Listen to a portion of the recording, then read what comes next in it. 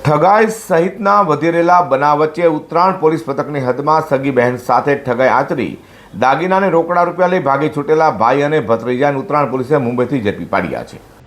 Textile અને diamond city Surat શહેરમાં ઠગાઈના અવનવા કિસ્સાઓ સામે આવી ચૂક્યા છે। ફરીથી ટેક્સટાઇલ અને ડાયમંડ સિટી સુરત શહેરમાં ઠગાઈના અવનવા કિસ્સાઓ સામે આવી ચૂક્યા છે।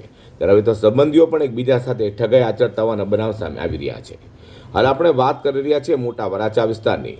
ઉત્તરાયણ પોલીસ પથકની હદમાં આવેલા મોટા વરાછામાં રહેતી બહેનને વિશ્વાસમાં લઈ જઈ ભાઈ રાજુ શિરોયા અને ભત્રીજા અક્ષય શિરોયાએ તેઓ પાસેથી રોકડા 50,000 તથા 18 તોલા સોનું લઈ ભાગી છૂટ્યા હતા। તો ભાઈ અને ભત્રીજા દ્વારા ઠગાઈ આચરાઈ હોવાનું જણાતા બહેને ઉત્તરાયણ પોલીસ મથકે જઈ ફરિયાદ કરી હતી, જેને લઈને ઉત્તરાયણ પોલીસે તપાસ હાથ ધરતા આરોપીઓ મુંબઈમાં હોવાની જાણ થઈ હતી। તેથી ઉત્તરાયણ પોલીસની એક ટીમ મુંબઈ ગઈ હતી અને ત્યાં 2 દિવસ સુધી પોલીસે રેકી કર્યા બાદ ઠગ ભાઈ રાજુ શિરોયા અને ભત્રીજા અક્ષય શિરોયાને ઝડપી પાડ્યા હતા।